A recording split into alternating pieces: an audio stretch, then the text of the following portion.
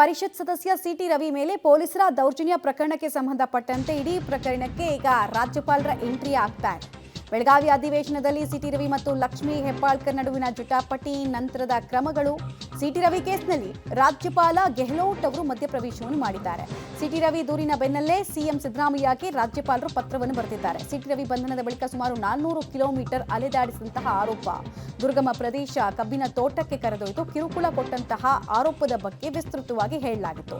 Belagavi commissioner, SP ಸೇರಿದಂತೆ police ಅಧಿಕಾರಿಗಳ ವಿರುದ್ಧ ಕ್ರಮಕ್ಕೆ ಒತ್ತಾಯ. ಸಿಟಿ ರವಿ ದೂರಿನ ಬೆನ್ನಲ್ಲೇ ರಾಜ್ಯಪಾಲರು ಕೆಲವೊಂದಷ್ಟು ವಿಚಾರಗಳ ಬಗ್ಗೆ ಪತ್ರವನ್ನ ಬರೆದಿದ್ದಾರೆ. ಅಲ್ಲಿಗೆ ಗವರ್ನರ್ ಎಂಟ್ರಿ ಈ ಪ್ರಕರಣಕ್ಕೆ ಸಂಬಂಧಪಟ್ಟಂತೆ ಆಗಿದೆ.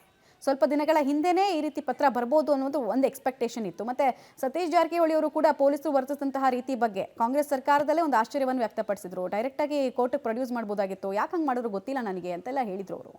ಡೀಟೇಲ್ಸ್ ಕೊಡ್ತಾರೆ ಮಸೂದ್.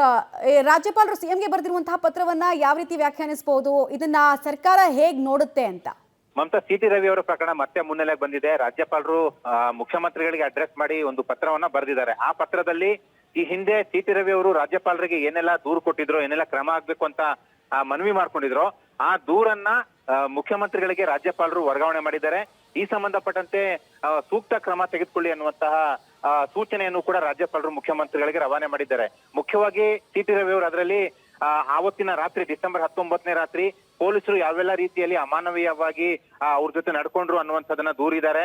ಜೊತೆಗೆ ಯಾರೆಲ್ಲ ಪೊಲೀಸರು ಈ ತರ ನಡ್ಕೊಂಡಿದ್ದಾರೆ, ಯಾರಿಗೋ ಸೂಚನೆ ಮೇರೆಗೆ ಏನೋ ಎನ್ಕೌಂಟರ್ ಮಾಡ್ಬೇಕು ಅನ್ನುವಂಥ ಲೆಕ್ಕಾಚಾರ, ಷಡ್ಯಂತ್ರ ಇತ್ತು. ಹಾಗಾಗಿ ಅವ್ರ ವಿರುದ್ಧ ಕ್ರಮ ತೆಗೆದುಕೋಬೇಕು ಅನ್ನುವಂತಹ ಮನವಿ ಮಾಡಿದ್ರು. ಹಾಗೆ ಪ್ರಾಣಕ್ಕೆ ಅಪಾಯ ಇದೆ, ಸೂಕ್ತ ಭದ್ರತೆಯನ್ನು ಕೂಡ ಕೊಡಿಸ್ಬೇಕು, ಸಿಬಿಐ ಪ್ರಕರಣ ವಹಿಸಬೇಕು ಅನ್ನುವಂತಹ ಮನವಿಯನ್ನು ಕೂಡ ಮಾಡ್ಕೊಂಡಿದ್ರು. ಈ ಎಲ್ಲಾ ವಿಚಾರವನ್ನು ಕೂಡ ಪತ್ರದಲ್ಲಿ ರಾಜ್ಯಪಾಲರು ಮುಖ್ಯಮಂತ್ರಿಗಳ ಗಮನಕ್ಕೆ ತೆಗೆದುಕೊಂಡು ಸೂಕ್ತ ತೀರ್ಮಾನ ತೆಗೆದುಕೊಳ್ಳಿ, ಸೂಕ್ತ ಕ್ರಮ ತೆಗೆದುಕೊಳ್ಳಿ ಅನ್ನುವಂತಹ ಮನವಿಯನ್ನು ಮಾಡಿದ್ದಾರೆ, ಸೂಚನೆಯನ್ನು ಕೊಟ್ಟಿದ್ದಾರೆ. ಜೊತೆಗೆ ಸೂಕ್ತ ಭದ್ರತೆಯನ್ನು ಕೂಡ ಸಿಟಿ ರವಿ ಅವರಿಗೆ ಒದಗಿಸುವ ನಿಟ್ಟಿನಲ್ಲಿ ಕ್ರಮ ವಹಿಸಿ ಅನ್ನುವಂತಹ ನಿರ್ದೇಶನವನ್ನು ಕೂಡ ಕೊಟ್ಟಿದ್ದಾರೆ. ಈಗ ಮುಖ್ಯಮಂತ್ರಿಗಳ ಅಂಗಳದಲ್ಲಿ ಈ ವಿಚಾರ ಇದೆ, ಯಾವ ರೀತಿ ಕ್ರಮ ತೆಗೆದುಕೊಳ್ತಾರೆ ಅಂತ ಕಾದ್ ನೋಡ್ಬೇಕು ಮಮತಾ.